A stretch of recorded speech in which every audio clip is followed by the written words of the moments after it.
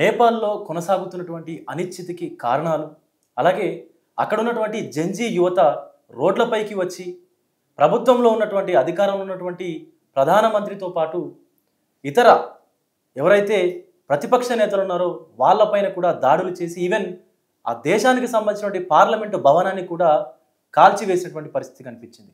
మొత్తం అంతా నేపాల్ అంతా కూడా అట్టుడుగుతున్నటువంటి పరిస్థితి అయితే ఉంది.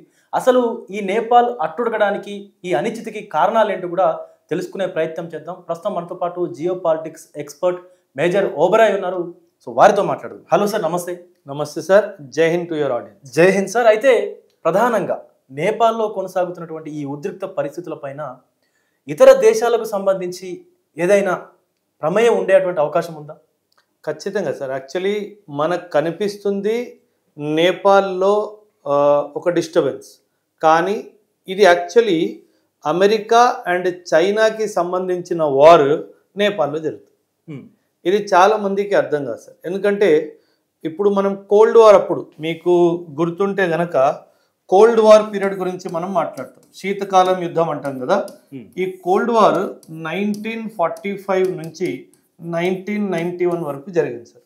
1991లో మన యుఎస్ఎస్ఆర్ డిసింటిగ్రేట్ అయ్యి రష్యా జన్మించింది, రైట్?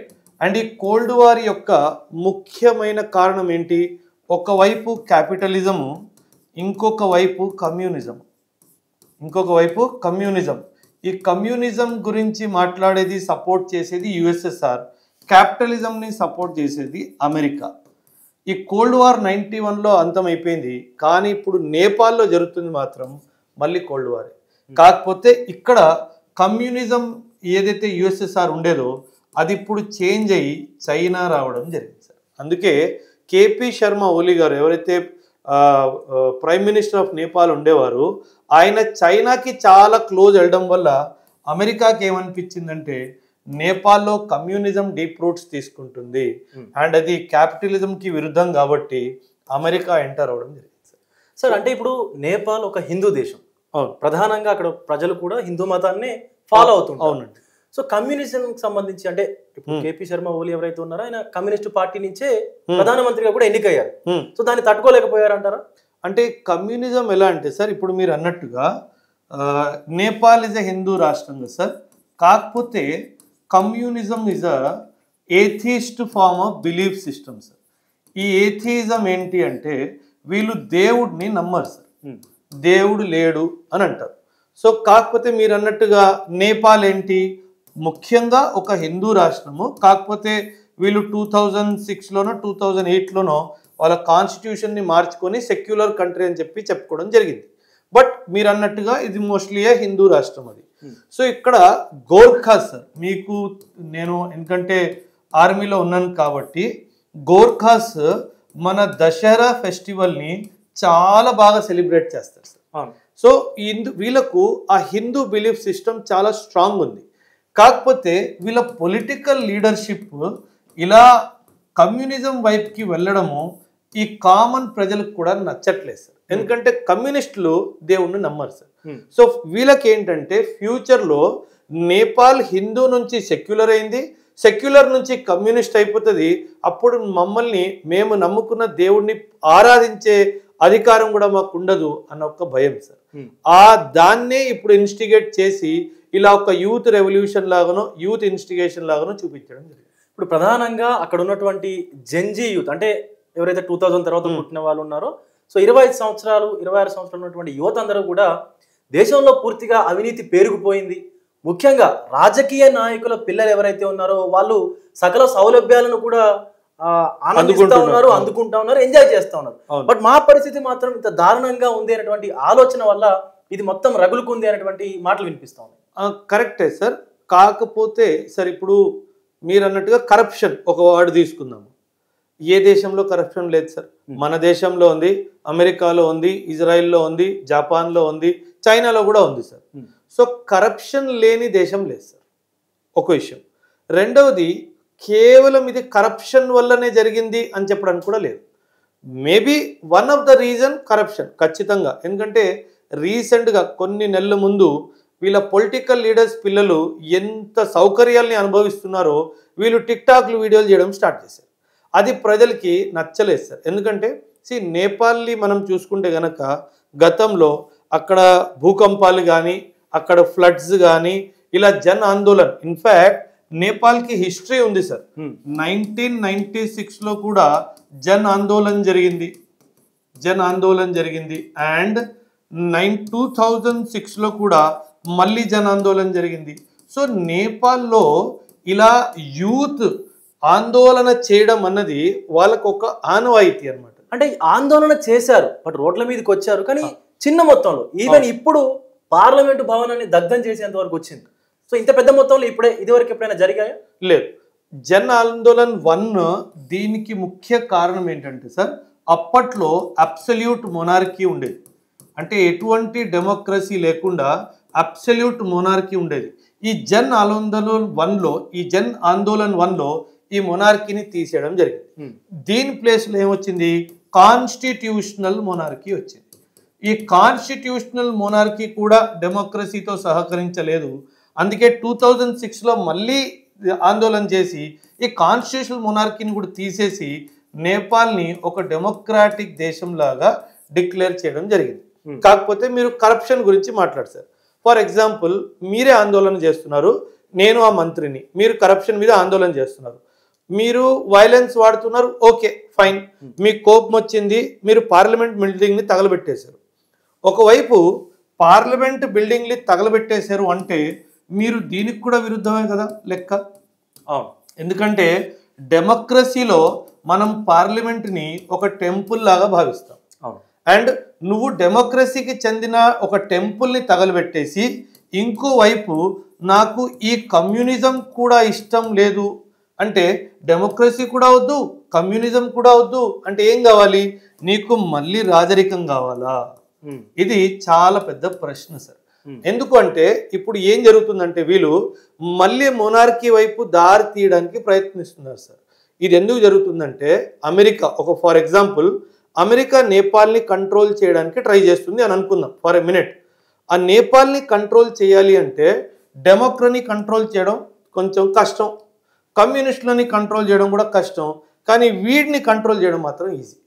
అంటే అమెరికా అలాగే చైనా, సో ఈ 2 కంట్రీస్ కలిసి నేపాల్ పైన అంటే డైరెక్ట్గా కాకుండా ఇండైరెక్ట్గా ఇప్పుడు ఉన్నటువంటి కాన్స్టిట్యూషన్ ఏదైతే ఉందో, రాజ్యాంగం, అలాగే అక్కడ ఉన్నటువంటి గవర్నమెంట్ ని కూలదోస్తే మీరు అన్నట్టుగా ఈ మొరాకీ వైపు వెళ్ళడానికి వాళ్ళు ఖచ్చితంగా అడుగులు వేస్తారు కాబట్టి. అండ్ వీడు ఎవరైతే వస్తారో వాడు ఒక పప్పెట్ లా మిగిలిపోతాడు. సో ఎలా అంటే అలా ఆడడానికి రెడీగా ఉంటారు. ఎగ్జాక్ట్లీ. అండ్ దీని వెనక ముఖ్యమైన కారణం నేను చెప్తాను సార్ మీ ఆడియన్స్ కూడా. ఫర్ ఎగ్జాంపుల్, ఇది నా ఇండియా మ్యాప్ అనుకుందాం సార్. ఇది మన ఇండియా మ్యాప్ అనుకుందాం. ఇక్కడ మనకి ఇండియా ఉంది, ఇక్కడ మనకి బంగ్లాదేశ్ ఉంది మనకు తెలుసు, ఇక్కడ శ్రీలంక ఉంది, ఇక్కడ మనకి మియాన్మార్ ఉంది, అండ్ ఇక్కడ మనకి పాకిస్తాన్ ఉంది, అండ్ ఇక్కడ ఇప్పుడు మనకి నేపాల్ ఉంది. ఇప్పుడు జరుగుతున్నది నేపాల్లో ఫైనల్ స్టెప్ సార్. ఎందుకు ఫైనల్ స్టెప్ అంటున్నానంటే, ఇది మొదలైంది శ్రీలంకలో, ఆ తర్వాత పాకిస్తాన్లో, ఆ తర్వాత బంగ్లాదేశ్లో, ఆ తర్వాత నేపాల్. ఒక ఇంట్రెస్టింగ్ క్వశ్చన్ సార్. ఇప్పుడు మీరు అన్నట్లుగానే మొదట శ్రీలంకలో, దెన్ ఆఫ్టర్ పాకిస్తాన్, బంగ్లాదేశ్, ఇప్పుడు నేపాల్లో జరుగుతుంది. అవును.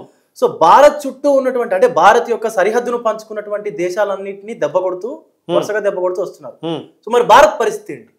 ఇప్పుడు వీళ్ళ ఉద్దేశం ఫస్ట్ చెప్తాను, తర్వాత భారత్ పరిస్థితి కూడా చెప్తాను. ఇప్పుడు ఉద్దేశం ఏంటంటే సార్, మీరు బిగ్గర్ పిక్చర్, మీరు కానీ మీ ఆడియన్స్ కానీ అసలు బిగ్గర్ పిక్చర్ ఏంటి అంటే, మన దేశము ఎదుగుతుంది సార్. మన దేశము ఇండియా, భారత్ మనం ఏమన్నా రాసుకోవచ్చు, మన దేశము ఎదుగుతుంది. ఈ ఎదుగుదల వల్ల కొందరికి దుఃఖం వస్తుంది, ఇన్సెక్యూరిటీ వస్తుంది. ఈ ఇన్సెక్యూరిటీ ఎందుకు వస్తుందంటే, నేను ఎదుగుతున్నాను. ప్రస్తుతము మనం జియో పాలిటిక్స్ చూసుకుంటే వీళ్ళిద్దరూ ఫస్ట్ పొజిషన్ కోసం కొట్టుకుంటున్నారు. నేను ఫస్ట్ అని వీళ్ళిద్దరు కొట్టుకుంటున్నారు. వీడి భయం ఏంటి అండ్ వీడి భయం ఏంటి అంటే, వీడిని మనం ఆపకపోతే వీడు ఫస్ట్ ఈ పొజిషన్కి వస్తాడు, ఆ తర్వాత మేబీ ఈ పొజిషన్కి వస్తాడు. సో వీడిని మనం ఆపాలి అంటే వీడి చుట్టుపక్కల నేను డిస్టర్బెన్స్ క్రియేట్ చేయాలి ఒకటి. రెండవది, ఈ చుట్టుపక్కల దేశాల్లో పపెట్ గవర్నమెంట్స్ని పెట్టాలి. గవర్నమెంట్ అయినా మొనార్క్ అయినా నేను చెప్పినట్టుగా వీడు వినాలి. సో నేను చెప్పినట్టుగా విన్నప్పుడు నేను అనుకున్నట్టుగా వీడు ఇండియాలో డిస్టర్బెన్స్ క్రియేట్ చేయాలి. ఆ ఇండియాలో డిస్టర్బెన్స్ క్రియేట్ చేస్తే ఇండియా అటెన్షన్ ఈ గ్రోత్ నుంచి తప్పించుకొని వీళ్ళు సెక్యూరిటీ వైపు వెళ్ళాలి. సో ఇది వీళ్ళ ఉద్దేశము. ఎందుకంటే దీన్ని మనం పొలిటికల్ సైన్స్లో చదువుకుంటే గనక దీన్ని స్ట్రాటజిక్ కంటైన్మెంట్ అంటారు. దీన్ని ఏమంటారు? Strategic containment. ఇది చెయ్యకపోతే మనం భారతదేశంని ఆపలేము అన్న క్లియర్ ఐడియా వీడికి వచ్చేసి. ఎస్, ఎగ్జాక్ట్లీ మీరు చెప్పిన పాయింట్తోనే ఒక క్వశ్చన్ రేజ్ చేస్తున్నాను సార్. సో ఇండియా లోపల ఉన్నటువంటి కొంతమంది రాజకీయ నాయకులకు యుఎస్ నుంచి అలాగే యుఎస్ సంబంధించినటువంటి మిత్ర దేశాల నుంచి కూడా కొన్ని ఆర్డర్స్ పాస్ అయినట్టుగా, అలాగే ఇండియాలో ఉన్నటువంటి గవర్నమెంట్ ని కూడా కూలదోసేందుకు కొన్ని ప్రణాళికలు సిద్ధం చేసినట్టుగా కొంత ఇన్ఫర్మేషన్ ఉంది. 100% సార్. ఎప్పుడైనా ఏం జరుగుతుందంటే సార్, నేను ఇది కొంచెం సబ్జెక్ట్ కానీ కామన్ ఆడియన్స్ కూడా చాలా ఇంట్రెస్టింగ్గా ఉంటుంది. ఒక పదం ఉంటుంది సార్, పొలిటికల్ ఇన్స్టెబిలిటీ. ఇంకొక పదం ఉంటుంది political stability. Political instability and political stability. Political stability అంటే ఏంటి? మనకి పొలిటికల్గా మనం చాలా స్ట్రాంగ్ పొజిషన్లో ఉన్నాం. ఇప్పుడు మన దేశంలో ఉన్న పొలిటికల్ పార్టీ ఏదైతే సెంటర్లో ఉందో, మనం ఎన్డీఏ ఆర్ బీజేపీ ఏదైనా అనొచ్చు, అలయన్స్ పేరు కానీ పార్టీ పేరు కానీ, వీళ్ళు చాలా స్ట్రాంగ్ పొజిషన్లో ఉన్నారు. అంటే ఒక పొలిటికల్ పార్టీ స్ట్రాంగ్ పొజిషన్లో ఉంది అంటే అపోజిషన్ వీక్లో ఉంది అని అర్థం. ఇది డైరెక్ట్ రిఫ్లెక్షన్. ఈ అపోజిషన్ ఏం చేస్తుందంటే, నా దగ్గర ఉన్న బలం సరిపోవట్లేదు వీటిని డిస్టర్బ్ చేయడానికి, సో నేనేం చేయాలి? బయట నుంచి మద్దతు తెప్పించుకోవాలి. సో ఇది మన దేశమే కాదు, ఇది హిస్టరీలో ఇలాగే జరుగుతుంది. ఎప్పుడైనా సరే మనకి పొలిటికల్ స్టెబిలిటీ, ఇప్పుడు మనకి లోక్సభలో 543 సీట్లు ఉన్నాయి సార్. ఇప్పుడు ఎన్డీఏ గవర్నమెంట్కి అరౌండ్ 300 వచ్చాయి అనుకుందాం. సో మిగిలిన ఎంత 243 వేరే దగ్గర ఉన్నాయి. ఇందులో అంత ఐకమత్యం లేదు, కానీ ఇక్కడ ఒక చాలా స్ట్రాంగ్ ఐకమత్యం ఉంది. సో వీడిని బ్రేక్ చేయాలి అంటే నేను బయట నుంచి డబ్బు సహాయమైనా తీసుకురావాలి, బయట నుంచి డిస్టర్బెన్స్ అయినా క్రియేట్ చేయాలి, లేదా బయట నుంచి డిప్లొమాటిక్ టూల్స్ ఏమైనా వాడి వీడి మీద ప్రెషర్ క్రియేట్ చేయడానికి ప్రయత్నించాలి. అప్పుడే ఈ స్టెబిలిటీ కొంచెము ఇన్స్టెబిలిటీ అయ్యే అవకాశం ఉంటుంది. అంటే ఇప్పుడు దీనికి మనం ఒక సూచన అనుకోవచ్చా? ఇప్పుడు మన దేశాన్ని 100% సార్, ఈ చిన్న దేశాలు ఏవైతే ఉన్నాయి. ఎందుకంటే ఇప్పుడు మనకి నెక్స్ట్ ఎలక్షన్స్ ఎప్పుడు రాబోతున్నాయి? 2029లో మనకి ఎలక్షన్స్ రానున్నాయి, సెంట్రల్ ఎలక్షన్స్. ఇప్పటి నుంచే వీళ్ళు 2026 కానీ 2027 కానీ 2028లో ఇంటర్నల్ డిస్టర్బెన్సెస్ క్రియేట్ చేయాలి. ఈ ఇంటర్నల్ డిస్టర్బెన్సెస్ ఎలా క్రియేట్ అవుతాయో కూడా నేను చెప్తాను, వినండి. Maybe it is too early to make the statement, కానీ నేను ఈ స్టేట్మెంట్ ఇస్తున్నాను because it is going to happen. ఇక్కడ పాకిస్తాన్ నుంచి మన వెస్టర్న్ స్టేట్స్ అన్నిటినీ డిస్టర్బ్ చేయడం జరుగుతుంది. ఇక్కడ శ్రీలంక నుంచి మన సదరన్ స్టేట్స్ అన్నిటినీ డిస్టర్బ్ చేయడం జరుగుతుంది. ఇక్కడ బంగ్లాదేశ్ నుంచి నాకు ఈ స్టేట్స్, నా నార్త్ ఈస్ట్ ఇండియా మొత్తం డిస్టర్బ్ చేయడం జరుగుతుంది. నేపాల్ నుంచి ముఖ్యంగా యూపీ అండ్ బీహార్ని డిస్టర్బ్ చేయడం జరుగుతుంది. మీరు అన్నట్లుగానే ఎగ్జాక్ట్లీ నేను ఒక ట్విట్టర్ వేదికగా ఒక ఫోటో చూశాను. అమెరికాకు చెందినటువంటి ఒక అమెరికా అధికార ప్రతినిధి అనుకోవచ్చు, ప్రభుత్వానికి సంబంధించిన వ్యక్తి అనుకోవచ్చు. ఇండియాలో మీరు చెప్పినట్లుగానే కొంత భాగాన్ని, ఇప్పుడు పంజాబ్ కి సంబంధించి, గుజరాత్ కి సంబంధించి, రాజస్థాన్ కి సంబంధించి దానికి స్టేట్స్ కి సపరేట్ గా వాటికి జెండాలను, వాటికి ఏదైతే ఫ్లాగ్స్ ఉంటాయో వాటిని ఏర్పాటు చేసి దాన్ని ఇంటర్నెట్ లో వదిలారు. సో ఇండియా అతని అకౌంట్ ని బ్యాన్ చేసింది. ఓకే, సో అంటే బయట నుంచి ఖచ్చితంగా ఇండియా మీద దాడి జరుగుతుంది అనుకోవచ్చా? ఈ పాలసీకి ఒక పేరు కూడా ఇవ్వడం జరిగింది సార్. దీన్నే రింగ్ ఆఫ్ థార్న్స్ అని కూడా అంటున్నారు. ఇది మన దేశానికి ప్రస్తుతం జరగనున్న అతిపెద్ద ముప్పు. 1947 తర్వాత మన దేశానికి రానున్న ముప్పు ఈ రింగ్ ఆఫ్ థార్న్స్. సో ఖచ్చితంగా దీన్ని బ్రేక్ చేయాల్సిన బాధ్యత ప్రభుత్వాందే కాదు, మన అందరిది కూడాను. ఇప్పుడు ఒకవేళ అలాంటి సిచ్యువేషనే కనుక వస్తే భారత్ పరిస్థితి ఏంటి? అంటే నిలదొక్కుకోగలుగుతుందా? అంటే డిపెండ్ సార్. వీళ్ళు ఏం చేస్తారంటే డబ్బు బలంతో, వీళ్ళకున్న ఇన్ఫ్లుయెన్స్ బలంతో మన దేశంలో కొన్ని ఇంటర్నల్ ఇష్యూస్ ఉన్నాయి. హిందూ ముస్లిం మతభేదాలు అని చెప్పి, నార్త్ సౌత్ డివైడ్ అని చెప్పి, ఈస్ట్ మన సెంట్రల్ ఇండియా డివైడ్ అని చెప్పి, ఇవన్నిటినీ యాక్టివేట్ చేయడం జరుగుతుంది సార్. సో ఖచ్చితంగా మనమందరం ఐకమత్యంగా ఉంటాయి. ఇప్పుడు ఆపరేషన్ సింధూర్లో ఎలాగైతే మనం ఐకమత్యంగా ఉన్నామో అదే స్ట్రెంగ్త్గా మనం ఐకమత్యంగా ఉంటే ఇది ఫెయిల్ అవుతుంది, లేదంటే ఇది సక్సెస్ అవుతుంది. ఇది సక్సెస్ చేసి ప్రభుత్వం మార్చాలి అన్నది కాదు ఉద్దేశం. దీన్ని సక్సెస్ చేసి మనల్ని ముక్కలుగా విడదీయాలి, అది వీళ్ళ బిగర్ అజెండా. సో ఆ అజెండా పోవాలి అంటే మన డిఫెన్సెస్ స్ట్రాంగ్ ఉండాలి, మన ఇంటర్నల్ సెక్యూరిటీ కోర్ ప్రజల్లో ఐకమత్యం చాలా స్ట్రాంగ్ ఉండాలి. ఎందుకంటే ఇవన్నీ తెలుసుకొని ప్రజలు చాలా యాక్టివ్గా ఉండాలి. ఒకవేళ ఎవరైనా మన దేశం గురించి మన ప్రభుత్వం గురించి తప్పుగా మాట్లాడినప్పుడు మనం దాంతో ఆవేశంలో వచ్చి ఆక్రోశంలో వచ్చి ఇప్పుడు నేపాల్లో ఎలా తగలబెట్టేస్తున్నారో అలా చేయడానికి అస్సలు వీల్లేదు. ప్రశ్నించండి, గొడవ పెట్టుకోండి అని నేను అనట్లేదు, కానీ ఖచ్చితంగా మీరు ఏ ఆధారాల మీద మాట్లాడుతున్నారు అని ప్రశ్నించండి. ఎందుకంటే డెమోక్రసీలో ప్రశ్నించే హక్కు ప్రతి ఒక్కడికి ఉంది. ప్రభుత్వంలో ఉన్నవాడికి ఉంది, అపోజిషన్లో ఉన్నవాడికి కూడా హక్కు మన రాజ్యాంగం మన అందరికీ ఇచ్చింది, ప్రజలకు కూడా ఇచ్చింది. సో మన ప్రభుత్వాన్ని ప్రశ్నించడంలో ఏ తప్పు లేదు, తప్పు చేస్తే నిలదీయడంలో కూడా ఏ తప్పు లేదు. కానీ మన దేశం ముక్కలైపోతుంది అని మాత్రం మీకు అనిపిస్తే ఖచ్చితంగా దాన్ని మీరు రైట్. ఇప్పుడు నేపాల్లో సేమ్ సిచ్యువేషన్ జరుగుతూ ఉంది. ఎందుకంటే అక్కడ ఉన్నటువంటి జెన్జీ యువత ఎవరైతే ఉన్నారో గవర్నమెంట్కు సంబంధించిన పార్లమెంట్ భవనం కావచ్చు, ఎవరైతే ప్రతిపక్షంలో ఉన్నటువంటి నేతలు ఉన్నారో, అంటే ప్రజల చేత ఎన్నుకోబడినటువంటి నేతల ఇళ్లను ఆస్తులను ధ్వంసం చేస్తున్నారు. వాళ్ళు ఈవెన్ బ్యాంకులను కూడా లూటీ చేస్తున్నటువంటి సందర్భాలు ఇప్పుడు ఎంతవరకు కరెక్ట్? అది అసలు తప్పు, 100% తప్పు సార్. మీరు మీ యుద్ధము కరప్షన్కి అగేన్స్ట్గా అంటున్నారు. కరప్షన్గా అగేన్స్ట్కి నీకు యుద్ధం అయినప్పుడు నువ్వు బ్యాంకు దోపిడీ ఎలా చేస్తావు? అంటే నీ మైండ్ కూడా కరప్టే కదా, అందుకే కదా నువ్వు కరప్ట్ లీడర్ని ఎంచుకున్నావు.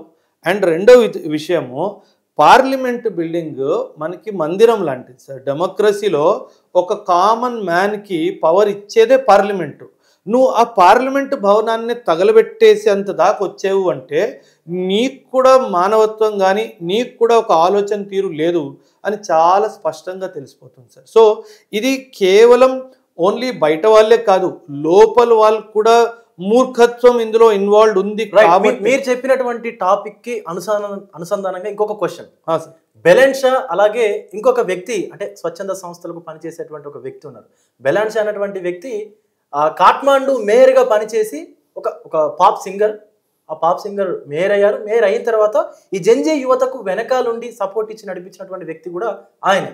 అంటే లోపల లేనటువంటిది బయట నుంచి రావడం అనేది కష్టం కదా. అవును, బయట వాళ్ళు కూడా ఏం చేస్తారంటే సార్, లోపల ఎక్కడ గ్యాప్స్ ఉన్నాయో చూస్తారు సార్. ఆ గ్యాప్ని వీళ్ళు యాక్టివేట్ చేయడానికి ప్రయత్నిస్తారు. డబ్బు ఇచ్చైనా సరే, లేదా ఇంకా ఆక్రోశం ఇచ్చైనా సరే, లేదా ప్రెషర్ పెట్టైనా సరే అది చేస్తారు సార్. నేపాల్ విషయంలో జరిగింది కూడా అదే సార్. అందుకే కదా ఇన్స్టాగ్రామ్ బ్యాన్ చేసింది. గవర్నమెంట్ ఇన్స్టాగ్రామ్ బ్యాన్ చేస్తే జరగలేదు ఆందోళన. ఈ ఆందోళనని సోషల్ మీడియాని ఒక ప్లాట్ఫామ్లా వాడుకుంటున్నారు అని చెప్తేనే అని అనిపిస్తేనే కదా ప్రభుత్వం దాన్ని బ్యాన్ చేసింది. సో ఈ బ్యాన్ చేయడంలో దీని వెనక ఈ ఆందోళన జరగలేదు సార్, అది తప్పు. ఎందుకంటే ఈ సోషల్ మీడియా ప్లాట్ఫామ్స్ కూడా ఫేస్బుక్ కానీ, యూట్యూబ్ కానీ, ఇన్స్టాగ్రామ్ కానీ వీళ్ళకి నేపాల్ ఎప్పటి నుంచో చెప్తుంది, మా దగ్గర రిజిస్టర్ చేయండి, మీరు రిజిస్టర్ చేసుకోవట్లేదు. ఎందుకు చేసుకోవట్లేదు? ఇలా వెధవ పనులు చేయాలి అని ఆలోచన ఉంది కాబట్టి చేసుకోవట్లేదు. సో ఇది ఇప్పటి నుంచి కాదు సార్, ఇంటెలిజెన్స్ రిపోర్ట్స్ ప్రకారంగా చూసుకుంటే ఇది ఫిబ్రవరి మార్చిలోనే జరిగిపోవాలి. నేపాల్లో ఈరోజు జరిగింది, ఇది గత 5-6 నెలల నుంచి ఇప్పుడా జరుగుతుందా రేపు జరుగుతుందా అని వెయిట్ చేస్తున్నారు. ఎందుకంటే ఇది చాలా స్పష్టంగా తెలిసిపోయింది, సమాజం డివైడ్ అయిపోయింది అన్న విషయం. ఆ డివిజన్ మనకి, మీకు, నాకు ఇప్పుడు కనిపిస్తుంది, కానీ ఇంటెలిజెన్స్ వాళ్ళకి 8 నెలల ముందే తెలిసిపోయింది. అంటే కేపీ ఓలీ శర్మ అంటే ఆయన పదవికి రాజీనామా చేయడానికి ముందు కూడా సో ఏదైతే బ్యాన్ చేసామో 20కి పైగా యాప్స్, సోషల్ మీడియా యాప్స్ ఏవైతే ఉన్నాయో వాటిని తిరిగి తీసుకొస్తాము అని చెప్పినప్పటికీ కూడా యువత ఒక 4 డిమాండ్లను పెట్టుకొని ఇప్పుడున్నటువంటి ప్రభుత్వం కూలిపోవాలి అని కరాఖండిగా చెప్పినటువంటి పరిస్థితి ఉంది. సో అంటే వాళ్ళ వెనకాల ఏముంది అనుకోవచ్చు అసలు? సార్ ప్రభుత్వంని ఫర్ ఎగ్జాంపుల్ సార్ మీకు ప్రభుత్వం నచ్చలేదు, డెమోక్రసీ ఉంది కదా సార్, మళ్ళీ ఎన్నికలు వస్తాయి కదా సార్, అప్పుడు వేరే వాళ్ళని ఎత్తుక్కోండి. అది మీకు రాజ్యాంగం హక్కు ఇస్తుంది. మీకు ఓన్లీ సరే మీకు ఆ నేత నచ్చలేదు, మీరు రెవల్యూషన్ చేశారు, ఆయన్ని తీయించేశారు, ఓకే ఆయన ప్లేస్లో ఇంకో మనిషిని పెట్టాలి. ఇప్పుడు మనకి వరల్డ్కి డిఫరెన్స్ చెప్తాను సార్. మనం కూడా 1757 నుంచి 1947 వరకు బ్రిటిష్ వాళ్ళ కింద ఉన్నాం కదా సార్. మనం కూడా నాన్ వైలెంట్ అప్రోచే గాంధీ గారు ఆధ్వర్యంలో నాన్ వైలెంట్ అప్రోచ్ జరిగింది. కొందరు మన ఫ్రీడమ్ ఫైటర్స్ వైలెంట్ అప్రోచ్ కూడా తీసుకున్నారు. కాకపోతే మీరు గమనించారో లేదో, ఇండియన్ ఫ్రీడమ్ స్ట్రగుల్ని ఫ్రీడమ్ మూవ్మెంట్ అంటారు, రెవల్యూషన్ అనరు. American revolution, French revolution, Chinese revolution, Russian revolution, Indian revolution ఎవరు అంటారు సార్? ఇండియన్ ఫ్రీడమ్ స్ట్రగుల్ అంటాడు. అంటే మనము వైలెన్స్ కాకుండా నాన్ వైలెన్స్ ని పట్టుకున్నాం. మీరు హింస చేసి గవర్నమెంట్ ని దించేశారు, బానే ఉంది.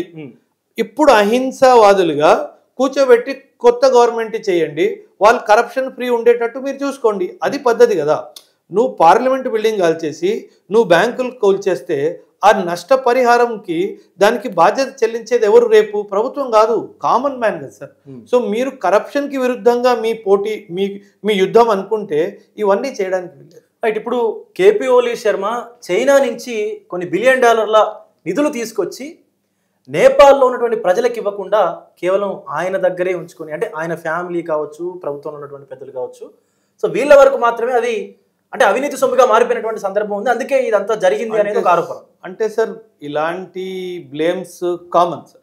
ఎందుకంటే అవి ఎలా ఖర్చు పెట్టారో పబ్లిక్లో మేబీ కొన్ని విషయాలు డిఫెన్స్లో పెట్టుంటారు, కొంచెం ఇంటెలిజెన్స్కి వెళ్ళి ఉంటుంది, అవన్నీ క్లియర్గా చెప్పడానికి లేదు. కానీ మీరు అన్నట్టుగానే చైనా నుంచి $40 మిలియన్ ఎంతో వచ్చింది. ఆ డబ్బు కరెక్ట్గా డెవలప్మెంట్కి వాడకుండా మీరు అన్నట్టుగా వాళ్ళ ఫ్యామిలీ అభివృద్ధికే వాడారు అని ఒక ఆలోచన, ఒక ఇన్వెస్టిగేషన్ రిపోర్ట్ ఉండడం వల్ల కూడా జనాల్లో ఆక్రోశం పెరిగింది అని కూడా అనడంలో తప్పైతే ఏమీ లేదు. తప్పైతే రైట్. ఇప్పుడు సుశీల గారు ఆల్రెడీ ఇప్పుడు నేపాల్ ప్రధానిగా అయితే అంటే తాత్కాలిక ప్రధానిగా బాధ్యతలు స్వీకరించారు. ఆవిడ గతంలో కూడా అక్కడ ఉన్నటువంటి ఒక ప్రధాన న్యాయమూర్తిగా కూడా పనిచేశారు. సో ఇప్పుడు ఎలాంటి సంస్కరణలు నేపాల్లో రాబోయేటువంటి అవకాశం ఉంది, మీ ఆలోచన? ఇమీడియట్గా అయితే చెప్పడానికి లేదు సార్. నేను అనుకోవడం, ఎందుకంటే ఇంకా హింసలు జరుగుతూనే ఉన్నాయి. ఆవిడ పొజిషన్ తీసుకున్నా సరే హింసలు జరుగుతున్నాయి. కాబట్టి నా అంచనా ప్రకారం ఈ టెంపరీ కేర్ టేకర్ గవర్నమెంట్ కిందనే బహుశా ఒక సంవత్సరంన్నర లేదా 2 సంవత్సరాలు కూడా ఇలా కొనసాగించే అవకాశం ఉంది. అండ్ ఈ టైంలోనే ప్రీవియస్ ప్రభుత్వం చేసిన అన్యాయాలు కానీ అక్రమాలు కానీ ఇవన్నీ బయటికి పెట్టే అవకాశం కూడా ఉంది. వాళ్ళకి పొలిటికల్గా వాళ్ళ మీద కేసులు దర్యాప్తు చేయడం కానీ ఇవన్నీ జరుగుతుంది. సో ఇమీడియట్గా అయితే మనకు పీస్ రాదు sir. It will take 2 years time అని నాకైతే ఖచ్చితంగా. ఫైనల్గా సార్, అంటే ఇప్పుడున్నటువంటి సిచ్యువేషన్లో నేపాల్లో సుమారుగా 20 మందికి పైగా కూడా యువత చనిపోయారు ఈ అల్లర్లలో. సో ఇప్పుడున్నటువంటి కరెంట్ సిచ్యువేషన్ చూసుకున్నట్లయితే కొంత హింసాత్మకంగా అయితే ఉంది. సో ఇది ఎప్పుడు సర్దుమణిగేటువంటి అవకాశం ఉంది? అలాగే రాబోయే రోజుల్లో అసలు నేపాల్ అనేటువంటి దేశం ముందుకు వెళ్ళగలుగుతుందా ప్రపంచ దేశాలతో పోటీపడి, లేదా అక్కడే స్తంభించిపోయేటువంటి అవకాశం? నేపాల్కి మనం చాలా చేసాం సార్. నేపాల్కి మనం చాలా చేసాం. చాలా అంటే జియో పాలిటిక్స్లో మేము ఏం చెప్తామంటే India Nepal relationship is a unique example world wide sir. ఇలాంటి ఎగ్జాంపులే లేదు. 1947 మనం ఇండిపెండెంట్ కంట్రీగా పుట్టినప్పటి నుంచి ఈ ఇన్సిడెంట్ జరిగినంత వరకు కూడాను మనం నేపాల్కి ఆర్థికంగాను, సామాజికంగాను, పొలిటికల్గాను, డిప్లొమాటిక్ గాను ఎంతో సహాయం చేశాం సార్. ఎందుకంటే Nepal is a land locked country. వాళ్ళకి సముద్రాలు లేవు కాబట్టి మన కోల్కతా పోర్ట్ నుంచి, విశాఖపట్నం పోర్ట్ నుంచి, బయట నుంచి వాళ్ళు ఏమైనా తెప్పించుకుంటే ఫ్రీ పోర్ట్ యాక్సెస్, ఫ్రీ మొత్తం ల్యాండ్ రూట్ యాక్సెస్ నేపాల్కి మనం అందిస్తూనే ఉన్నాం. చాలా ఆయిల్ కానీ, పెట్రోల్ కానీ, లూబ్రికెంట్స్ కానీ సబ్సిడైజ్డ్ రేట్లో నేపాల్లో దొరుకుతాయి. అంటే మనం ఎటువంటి ట్యాక్స్లు పెట్టకుండా నేపాల్కి ఇవ్వడం జరుగుతుంది సార్. సో ఇలా మనం ప్రతి ఒక్క విషయంలో నేపాల్ని స్టార్టింగ్ నుంచి ఆదుకుంటూనే ఉన్నాం. కానీ ఇప్పుడు మనం ఖచ్చితంగా నేపాల్ని ఆదుకోవాల్సిన అవసరం ఉంది సార్. ఎందుకు అంటున్నానంటే మన సరౌండింగ్లో డిస్టర్బెన్స్ ఉంటే అది ఏదో ఒక విధంగా మనకి ఏదో ఒక ముప్పు తీసుకొని వస్తుంది. సో మన సరిహద్దుల్లో ఎవరైతే అమెరికా కానీ ఇతర దేశాలు ఎవరైతే డిస్టర్బెన్స్ క్రియేట్ చేస్తున్నారో మనం మన ఓల్డ్ కల్చరల్ రిలేషన్షిప్స్ని ఎస్టాబ్లిష్ చేసి మళ్ళీ వాళ్ళతో రీకనెక్షన్ ఎస్టాబ్లిష్ చేసి మళ్ళీ ఆ రిలేషన్షిప్కి నార్మల్ పొజిషన్కి మీరు కల్చరల్ అన్నారు కాబట్టి ఒక క్వశ్చన్ రైజ్ చేస్తాను సార్. నేపాల్ ప్రధాని కేపీ ఓలీ శర్మ భారతదేశానికి రాముడికి సంబంధం లేదు, భారతదేశంలో కాదు శ్రీరాముడు పుట్టింది, నేపాల్లో అంటూ మాట్లాడారు. మాట్లాడిన తర్వాత భారతదేశాన్ని అనేక మార్లు ప్రపంచ దేశాల ముందు కించపరుస్తున్నటువంటి సందర్భాలు కూడా ఉన్నాయి. సో ఇలాంటి పరిస్థితుల్లో నేపాల్ని మనం ఆదుకోవాల్సినటువంటి అవసరం ఉందంటారా? సార్, నేపాల్ రిలేషన్షిప్ ఇండియాకి కేపీ శర్మ ఓలీ ఒక్కడే కాదు సార్. ఒక్కడు అలా బిహేవ్ చేస్తున్నాడని చెప్పేసి మనం దేశాన్నే వదిలేయడానికి వీల్లేదు సార్. మనకి దాదాపు మన ఇండియన్ ఆర్మీలో కొన్ని వేలాది మంది గోర్ఖాస్ మన ఇండియన్ ఆర్మీలో సర్వీస్ చేస్తున్నారు. అదే కాకుండా మన ఇండియాకి చెందిన చాలామంది ఈరోజు నేపాలీ సిటిజన్స్ లాగా అక్కడ ఉన్నారు. సో వీళ్ళందరూ హిస్టారికల్ కనెక్ట్ విత్ నేపాల్, ఈ విషయాలు అన్నీ గుర్తుపెట్టుకొని కేపీ శర్మ ఓలీ గారు చేసిన వెదపనిని పక్కన పెట్టేసి ఖచ్చితంగా వాళ్ళని ఆదుకునే బాధ్యత మనకు సార్. ఇంటర్నేషనల్ రిలేషన్స్లో పెద్ద దేశము కొంచెం పెద్ద హృదయంతోనే ఉండాలి సార్. ఒక్కొక్కసారి చిన్న చిన్న దేశాలు తప్పులు చేస్తాయి. ఇప్పుడు మాల్దీవ్స్ కూడా అప్పుడప్పుడు తప్పులు చేస్తూ ఉంటాయి. సడన్గా వెళ్ళి నాకు చైనా నా ఫ్రెండ్ అంటాడు, 3 వారాల తర్వాత వచ్చి లేదు ఇండియా నాకు ఫ్రెండ్ అంటాడు. సో ఇలా చిన్న చిన్న దేశాలు అప్పుడప్పుడు ఇలా ప్రవర్తన సాధ్యం. కాబట్టి మనం ఒక పెద్ద హృదయం చేసుకొని ఖచ్చితంగా ఆ దేశాన్ని కాపాడే బాధ్యత మనకు కూడా ఉంది. మనదే అని నేను అనట్లేదు, మనకు కూడా ఉంది sir. Right sir, thank you very much Oberoi గారు. నేపాల్లో జరుగుతున్నటువంటి ఈ సిచ్యువేషన్స్ అన్నీ కూడా మా ప్రేక్షకుల కోసం పూసగుచ్చినట్టుగా వివరించినందుకు. అండ్ ఇది ఈరోజు నేపాల్ పైన ఒక ప్రత్యేకమైనటువంటి ఇంటర్వ్యూ. ఇంటర్నేషనల్ రిలేషన్షిప్స్ సంబంధించినటువంటి ఎక్స్పర్ట్, అలాగే జియో పొలిటికల్కి సంబంధించినటువంటి ఎక్స్పర్ట్ మేజర్ ఓబరాయ్ గారితో. సో మరికొన్ని కొత్త విషయాలు కూడా తెలుసుకోవడానికి చూస్తూనే ఉండండి బిగ్ టీవీ. నేను మీ Vijay. For more videos like this, subscribe Big TV channel.